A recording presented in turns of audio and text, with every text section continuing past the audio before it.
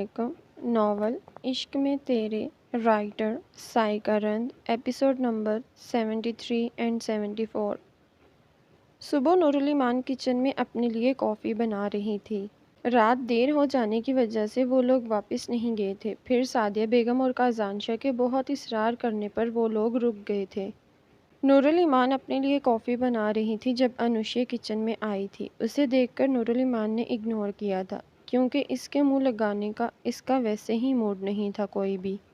اور تم یہاں؟ انوشے اسے دیکھ کر حیران ہوئی تھی۔ کیوں؟ یہ میری حویلی ہے اور تم مجھ سے ہی یہی سوال کر رہی ہو؟ البتہ میں تم سے یہ سوال کر سکتی ہوں، نورالایمان نے غصے سے کہا تھا۔ نہیں، میں تو ویسے ہی کہہ رہی تھی، اس نے برا سا منہ بنا کر کہا تھا۔ تمہیں ویسے بھی نہیں کہنا چاہیے تھا۔ نورالایمان نے اسے آنکھوں ہی آنکھوں میں وارن کیا تھا۔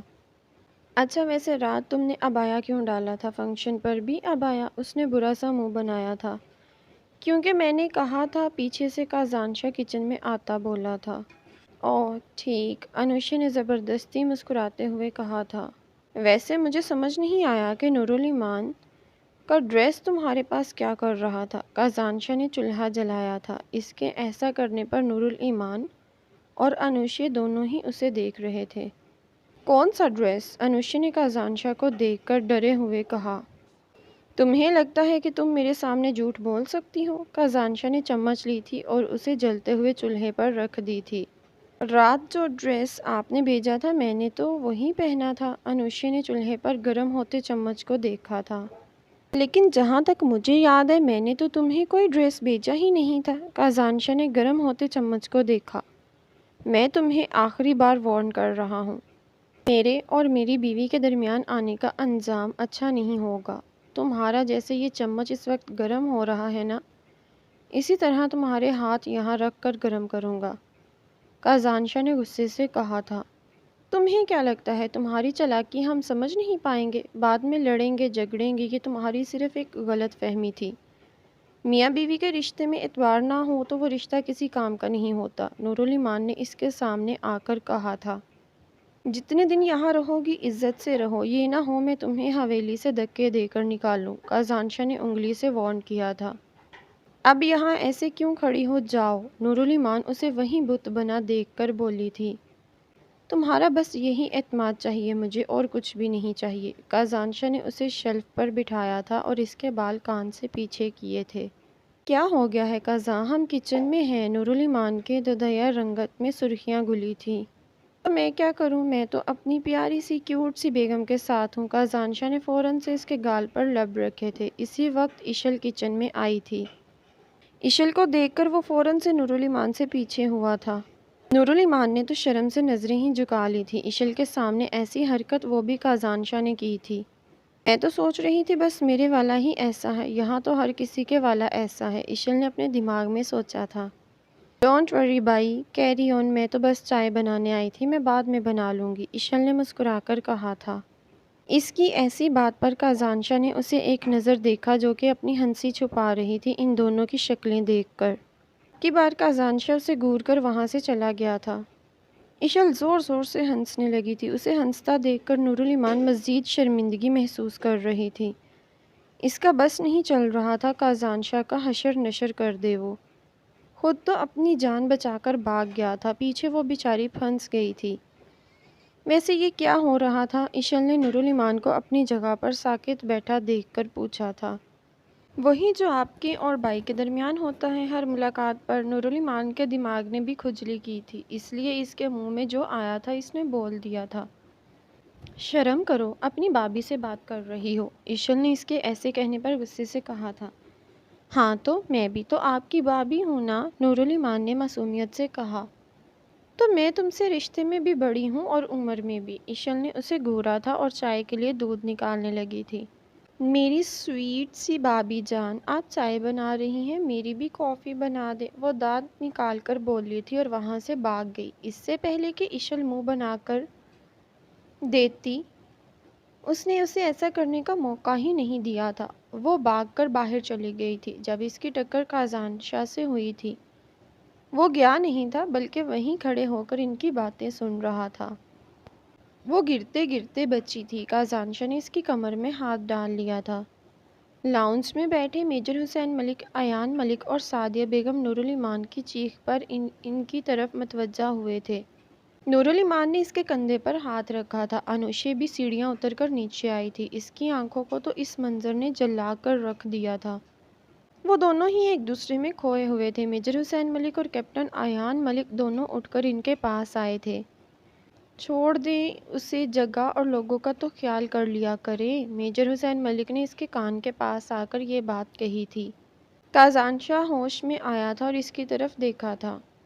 نورالایمان بھی دوسری دنیا سے واپس اس دنیا میں آئی تھی۔ نورالایمان کی مزاحمت کرنے پر کازانشا نے اسے چھوڑ دیا تھا۔ اسے تو نہ جانے کتنی شرمندگی محسوس ہو رہی تھی، پہلے ایشل کے سامنے اور اب میجر حسین ملک اور کیپٹن ایان ملک کے سامنے۔ وہ ان سب کے درمیان نہ تو اس پر غصہ کر سکتی تھی اور نہ ہی اسے گھور کر دیکھ سکتی تھی۔ وہ بس خاموشی سے سر جھکائے کھڑی تھی، کسی مجرم کی طرح۔ گڑیا، مجھے لگتا ہے اب ہمیں چلنا چاہیے، میجر حسین ملک نے نورالایمان کو دیکھ کر کہا۔ ایسے کیسے ناشتہ کیے بغیر؟ میں تم میں سے کسی کو بھی نہیں جانے دوں گی۔ سعدیہ بیگم میجر حسین ملک کے بولنے پر فوراً سے بولی تھی۔ اوکے مومانی، ہم ناشتہ کر کے جائیں گے، میجر حسین ملک نے ہنس کر کہا تھا تو سعدیہ بیگم بھی مسکرائی تھیں۔ دعا تیار ہو کر آئی تھی۔ رات دیر تک جاگنے کی وجہ سے اس کی آنکھ دیر سے کھلی تھی۔ باقی سب لوگ تو نہ جانے کب سے اٹھ گئے تھے، بس ایک وہی تھی جو نہیں اٹھی تھی۔ سب سے لیٹ اٹھنے کی وجہ سے وہ ابھی فریش ہو کر آئی تھی۔ اس نے شیشے کے سامنے آ کر بال کوم کرنا شروع کیے تھے جب بیڈ پر اس کی نظر پڑی تھی۔ کیپٹن ایان ملک بوٹوں کے ساتھ اس کے بیڈ پر لیٹا تھا۔ دعا نے کوم وہیں چھوڑا اور اس کی طرف مڑی تھی۔ یہ کیا ہے ایان؟ دعا نے غصے سے کہا تھا۔ ایان ملک کھڑا ہو گیا تھا اور اس کے پاس آیا۔ کیا ہو گیا میری جان؟ اتنا غصہ کیوں کر رہی ہے؟ ایک تو نہ جانے سے پہلے تم سے ملنے آیا ہوں، تم نے تو صبح سے اپنا دیدار ہی نہیں کروایا، وہ معصوم بن کر بول رہا تھا۔ بہت اچھا کیا ہے، اگر بھائی دیکھ لیں تو اور اچھا ہو جانا ہے۔ دعا نے اس کے لیے کلیپنگ کی تھی۔ تم ضرور ہی چاہتی ہو کہ تمہارا وہ ہٹلر بھائی ہمیں پکڑے، کیپٹن ایان ملک نے غصے سے کہا تھا۔ ہٹلر بولا آپ نے میرے بھائی کو؟ ہٹلر ہوں گے آپ، بلکہ آپ تو جنات کے سردار نہیں بلکہ گدھوں کے سردار لگتے ہیں مجھے۔ دعا نے بیڈ پر پڑا تکیہ اس کی طرف پھینکا تھا۔ جیسے کیپٹن ایان ملک نے کیچ کر لیا تھا، وہ دعا کے پاس آیا تھا۔ اس کے دونوں بازوؤں سے پکڑ کر اس نے اپنے ساتھ اسے بیڈ پر گرایا تھا۔ یہ کیا کیا ہے ایان؟ میں نے ابھی کپڑے چینج کیے تھے، ساری پریس خراب کر دیا آپ نے، دعا نے منہ بنا کر کہا تھا۔ خاموش، بھائی کے میسیجز آ رہے ہیں، کہاں ہو؟ ہمیں نکلنا ہے، بس 5 منٹ دو، اس کے بعد میں نے ویسے ہی چلے جانا ہے، کیپٹن ایان ملک اسے غصہ کرتا دیکھ کر بول رہا تھا۔ وہ دونوں ایک دوسرے کی طرف منہ کیے لیٹے تھے۔ کیپٹن ایان ملک اس کے قریب ہوا تھا، اس کے ماتھے پر اپنے لب رکھے تھے۔ اپنا خیال رکھنا میری خوبصورت بیوی، بہت جلد پھر آپ سے ملاقات ہوگی، اور میرے فلیٹ پہنچنے سے پہلے آپ نے مجھے میسیج کرنا ہے، مس یو کا، اوکے؟ کیپٹن ایان ملک نے ایک بار پھر اس کے ماتھے پر لب رکھے۔ آپ بھی اپنا خیال رکھنا، دعا نے ہنس کر کہا۔ تم ٹھیک، میں ٹھیک، آئی لو یو میری شریک حیات، کیپٹن ایان ملک یہ کہہ کر کھڑا ہو گیا تھا۔ دعا بھی اس کے ساتھ کھڑی ہو گئی تھی۔ کیپٹن ایان ملک نے جانے سے پہلے اپنی باہیں کھول لی تھیں۔ دعا اس کی باہوں میں سمائی تھی۔ کیپٹن ایان ملک نے اسے باہوں کے حصار میں قید کر لیا اور اسے محسوس کرنے لگا۔ امتیاز شاہ اور شہزاد ملک ایک دوسرے کے آمنے سامنے بیٹھے تھے۔ دونوں ہی بہت سیریس انداز میں ایک دوسرے کو دیکھ رہے تھے۔ کیوں بلایا ہے مجھے یہاں؟ شہزاد ملک نے اسے دیکھ کر سنجیدگی سے کہا تھا۔ بتا رہا ہوں، اتنی بھی کیا جلدی ہے، پہلے تم یہ تو بتا دو، امتیاز شاہ اسے دیکھ کر ہنس کر بولا تھا۔ کیوں؟ میرا بھی وقت ضائع کر رہے ہو اور اپنا بھی، شہزاد ملک کو غصہ آ رہا تھا اس کی یوں پہیلیاں بجانے پر۔ اچھا بتاؤ، کیسی رہی تمہارے بیٹے کی قوالی نائٹ؟ امتیاز شاہ نے مسکرا کر پوچھا۔ تم نے مجھے یہ سب فضول بکواس کرنے کے لیے بلایا ہے؟ شہزاد ملک غصے سے کھڑا ہو گیا تھا۔ کیا ہو گیا ہے؟ اتنا غصہ کیوں کر رہے ہو؟ مجھے بھی پتا ہے تم وہاں صرف اور صرف نورالایمان کے لیے گئے تھے، امتیاز شاہ نے مسکرا کر کہا تھا۔ تو وہ میری بیٹی ہے، امتیاز شاہ کے کہنے پر شہزاد ملک نے غصے سے کہا۔ یہ تو میں بھی جانتا ہوں، تمہارا وہاں جانے کا مقصد اس کے نام کی جائیداد تم اپنے نام کرانا چاہتے ہو، امتیاز شاہ نے اس کی طرف دیکھ کر طنزیہ انداز میں کہا تھا۔ میں تو یہ بھی جانتا ہوں تم نے اس کی شادی قازان سے اس لیے ہونے دی کیونکہ زینب یعنی قازان کی پھپھو جائیداد کے پیپرز میں یہ صاف صاف لکھوا کر گئی تھی کہ جب تک نور الایمان کی شادی قازان شاہ سے نہیں ہو جاتی تب تک اس کی جائیداد اس کی نہیں ہو سکتی، ورنہ تو تم نے بھی وہی بنانا تھا اسے۔ ہر امیر مرد کے بستر کی زینت۔ امتیاز شاہ کے یہ الفاظ اسے سخت ناپسند گزرے تھے لیکن وہ خاموش رہا تھا۔ تمہیں مجھ سے کیا چاہیے؟ شہزاد ملک نے اس کے خاموش ہونے پر کہا تھا۔ کچھ زیادہ نہیں، بس ان کے گھر میں ہے شادی، بارات والے دن نور الایمان کو میں کڈنیپ کروں گا۔ تم اس کے نام کی دولت اپنے نام کروا لینا، اس کے بعد اسے مجھے دے دینا۔ امتیاز شاہ نے مسکرا کر اس کے آگے ڈیل رکھی تھی۔ میں اپنی بیٹی تمہیں نہیں دوں گا، شہزاد ملک نے غصے سے کہا اور کھڑا ہو گیا تھا۔ سوچ لو، اس کے بعد نہ بیٹی ہاتھ آئے گی اور نہ ہی جائیداد۔ اس کے کھڑے ہونے پر امتیاز شاہ نے کہا تھا۔ تمہیں شکر ادا کرنا چاہیے، ایک بار میرے بیٹے کے ہاتھوں سے بچ گئے ہو اور پھر یہ سب کر رہے ہو۔ امتیاز شاہ غصے سے بولا تھا۔ اس سے بھی تو بدلہ لینا ہے نا، نور الایمان کو کڈنیپ کر کے اسے بتاؤں گا اس کی بہن میرے پاس ہے۔ سوچو اسے کتنی اذیت ہوگی جب اس کی بہن میرے کمرے میں میرے بیڈ پر اجڑی حالت میں ملے گی، اور قازان شاہ کی عزت ویسے ہی خاک ہو جائے گی کیونکہ اشل کی بارات والے دن میں یہ کروں گا، احمر کو میں بارات لے جانے ہی نہیں دوں گا۔ امتیاز شاہ قہقہ لگا کر ہنسا تھا۔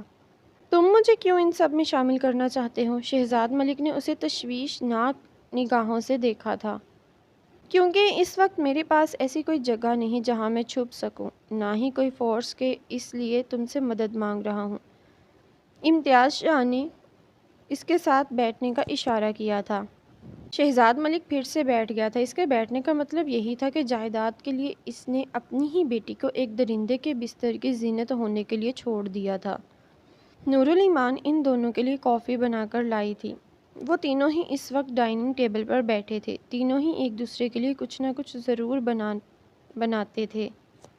نور الایمان نے کافی بنائی، میجر حسین ملک نے نوڈلز بنائے تھے اور کیپٹن ایان ملک نے ان کے لیے سینڈوچ بنایا تھا۔ اب دیکھنا یہ تھا کہ ان تینوں کی چیزیں پرفیکٹ بنی تھی یا نہیں، اور صحیح نہ بننے والے کو پنشمنٹ بھی ملنی تھی۔ نور الایمان نے اپنے مگ ٹیبل پر رکھے تھے اور چیئر پر بیٹھ گئی تھی۔ سب سے پہلے کس کی ڈش ٹیسٹ کریں؟ نور الایمان نے ایکسائٹڈ ہو کر کہا۔ لیکن نور الایمان تمہاری ڈش کہاں ہے؟ یہ کافی دکھا کر کیوں ڈش کی بیچاری کی توہین کر رہی ہو؟ کیپٹن ایان ملک نے ہنس کر کہا۔ بھائی دیکھ لیں اسے، اب یہ مجھے تنگ کر رہا ہے۔ نور الایمان نے معصومیت سے میجر حسین ملک کو دیکھا تھا۔ چپ رہ تم، اور اب سب سے پہلے تیرے ہی سینڈوچ ٹیسٹ ہوں گے۔ لو گڑیا، میجر حسین ملک نے ایک سینڈوچ نور الایمان کی طرف کیا تھا اور ایک خود لیا تھا۔ کیپٹن ایان ملک نے لینا چاہا تھا لیکن میجر حسین ملک نے اس کے ہاتھ پر تھپڑ مارا تھا۔ کیا بھائی؟ وہ بیچارگی سے بولا۔ پہلے ٹیسٹ تو کرنے دے ہمیں، پھر تو بھی کر لینا۔ میجر حسین ملک نے یہ کہہ کر ایک بائٹ لیا تھا اور پھر نور الایمان کو دیکھا تھا جو کہ مزے سے آدھا سینڈوچ کھا بھی چکی تھی۔ بتاؤ گڑیا کیسا بنا ہے؟ کیپٹن ایان ملک نے نور الایمان کی طرف دیکھ کر کہا۔ مجھے کیا پتا، بھائی سے پوچھے، نور الایمان نے اپنا سینڈوچ ختم کرتے ہوئے کہا تھا۔ کیپٹن ایان ملک نے منہ بنا لیا تھا، ایک تو اسے کھانے نہیں دے رہے تھے اور اوپر سے اسے بتا بھی نہیں رہے تھے۔ بتا دو ظالموں۔ میجر حسین ملک نے جب اپنا سینڈوچ ختم کر لیا تو کیپٹن ایان ملک بولا۔ ہاں بس ٹھیک ہے، میجر حسین ملک نے منہ بنا کر بتایا تھا۔ نور الایمان تو دوسرا سینڈوچ اٹھا چکی تھی۔ اس کے اس طرح کے رسپانس پر اس کا منہ بن گیا تھا۔ وہ سینڈوچ سب سے اچھا بنا لیتا تھا، اس لیے اس نے ان سے وہی بنوائے تھے۔ بھائی بہت مزے کے ہیں، کیپٹن ایان ملک کے منہ کو دیکھ کر نور الایمان نے ہنس کر کہا تھا۔ تو پہلے نہیں بتا سکتی تھی؟ کیپٹن ایان ملک نے اسے گھور کر دیکھا تھا۔ اچھا نا، اب بتا دیا نا، ویسے کافی میری ٹھنڈی ہو جانی ہے ان چکروں میں، نور الایمان نے ان دونوں کو دیکھ کر کہا۔ ٹھیک ہے، تو پہلے تمہاری کافی ٹیسٹ کر لیتے ہیں۔ کیپٹن ایان ملک نے ایک مگ لیا تھا اور میجر حسین ملک نے بھی ایک مگ ہاتھ میں ڈالا۔ وہ ایک سائیڈڈ تھی اور اس انتظار میں تھی کہ کب وہ دونوں پی کر اسے بتائیں گے۔ وہ مسکرا کر ان دونوں کو دیکھ رہی تھی۔ ان دونوں نے کافی ٹیسٹ کی تھی اور پھر ایک دوسرے کی طرف سیریس انداز میں دیکھا تھا۔ ان کے اس طرح ایک دوسرے کو دیکھنے پر وہ پریشان ہو گئی تھی۔ کیا ہوا ہے، اچھی نہیں بنی؟ نور الایمان نے معصومیت سے پوچھا تھا۔ وہ دونوں کچھ بھی نہیں بولے تھے، بس خاموش رہے۔ نور الایمان کی آنکھیں بھیگنے لگی تھی۔ اسے اس کی آنکھیں بھیگتا دیکھ کر دونوں اس کے پاس آئے تھے۔ کیا ہوا ہے میری گڑیا؟ ابھی تو ہم نے بتایا ہی نہیں ہے۔ میجر حسین ملک اس کی نم آنکھیں دیکھ کر بولا تھا۔ مجھے پتا ہے اچھی نہیں بنی، اس لیے آپ دونوں نے کچھ بولا ہی نہیں ہے، نورعلی مان ان دونوں کو دیکھ کر بولی۔ ایسا بالکل بھی نہیں ہے میری جان، کافی بہت اچھی بنی ہے، ہم دونوں تو بس تمہیں تنگ کر رہے تھے، جیسے میں نے اور آپ نے مل کر ایان کو کیا۔ میجر حسین ملک نے اس کی آنکھیں فوراً سے صاف کی تھیں۔ پکا نا؟ وہ ایک بار پھر سے بولی تھی۔ جی پکا، کیپٹن ایان ملک نے بھی مسکرا کر کہا۔ اب باری کی باری ہے، نورعلی مان نوڈلز کی طرف دیکھ کر بولی۔ نورعلی مان نے ایک چمچ لیا تھا اور پھر میجر حسین ملک کو دیکھا۔ بھائی اتنے زیادہ اسپائسی؟ نورعلی مان نے فوراً سے گلاس پانی کا پیا تھا۔ مجھے نوڈلز ہمیشہ سے ایسے ہی پسند ہے۔ میجر حسین ملک مزے سے اپنے باؤل سے نوڈلز کھا رہا تھا۔ کیپٹن ایان ملک بھی اسپائسی کھا لیتا تھا۔ توبہ ہے، آپ دونوں ہی کھائیں، وہ منہ بنا کر بولی تھی۔ اچھا دعا بات کر رہی تھی ڈھولکی کی، نورعلی مان نے ان دونوں کو دیکھ کر کہا۔ کب کی؟ کیپٹن ایان ملک فوراً سے بولا۔ پتہ نہیں، کہہ رہی تھی کہ بتا دے گی، صرف خاندان کی ہی کچھ لڑکیاں ہوں گی اور ان کی اسکول فیلوز ہوں گی، نورعلی مان نے ہنس کر کہا۔ اور ہم؟ وہ دونوں ایک ساتھ بولے تھے۔ کیا ہم؟ نورعلی مان نے ان دونوں کے ایک ساتھ بولنے پر کہا۔ کیا مطلب کہ ہم نہیں جا رہے؟ میجر حسین ملک نے فوراً سے پوچھا۔ نہیں، کیونکہ وہ لڑکیوں کی ڈھولکی کی بات کر رہی تھی۔ نورعلی مان مزے سے کافی پی رہی تھی۔ یہ تو کوئی بات نہیں ہوئی، کیپٹن ایان ملک نے منہ بنا کر کہا تھا۔ کیا ہو گیا ہے آپ سب کو؟ لڑکیاں ہوں گی، آپ نے ان لڑکیوں کے درمیان آ کر کیا کرنا ہے؟ اور احمر بھائی کو تو سمجھ آیا ہے، لیکن آپ کا؟ نورعلی مان نے کیپٹن ایان ملک کو دیکھ کر کہا۔ کیا کچھ بھی تو نہیں، وہ فوراً سے بولا تھا اور خاموش ہو گیا تھا۔ انوشیا اپنے کمرے میں بیٹھی تھی جب اسے امتیاز شاہ کی کال آئی تھی۔ آج بہت دنوں کے بعد اسے امتیاز شاہ کی کال آئی تھی، ورنہ وہ اسے کال نہیں کرتا تھا۔ جی السلام علیکم، انوشیا نے کال اٹھا کر کہا۔ وعلیکم السلام، کیسی ہو؟ امتیاز شاہ اپنے کمرے سے بالکنی میں آ گیا تھا۔ ٹھیک ہوں، آپ بتائیں کیوں کال کی ہے؟ انوشیا نے ہلکا سا مسکرا کر کہا۔ اب میں تمہیں کال بھی نہیں کر سکتا؟ امتیاز شاہ نے سوال کیا تھا۔ نہیں، ایسا نہیں کہا میں نے، وہ آپ مجھے کال نہیں کرتے نا، اس لیے پوچھ رہی تھی، انوشیا نے فوراً سے کہا تھا۔ تم سے بات نہیں کرتا اس کا مطلب یہ ہرگز نہیں ہے کہ تم سے غافل ہوں، امتیاز شاہ نے ہنس کر کہا۔ اچھا خیر بتائیں، آپ کہاں ہیں؟ انوشیا نے مسکرا کر پوچھا۔ میں جہاں پر بھی ہوں، بس تمہیں میرا ایک کام کرنا ہے، امتیاز شاہ اپنے مدعے پر آیا تھا۔ ہاں جی بولیں، انوشیا طنزیہ ہنسی تھی، اس نے آج بھی اسے کام کے لیے ہی یاد کیا تھا۔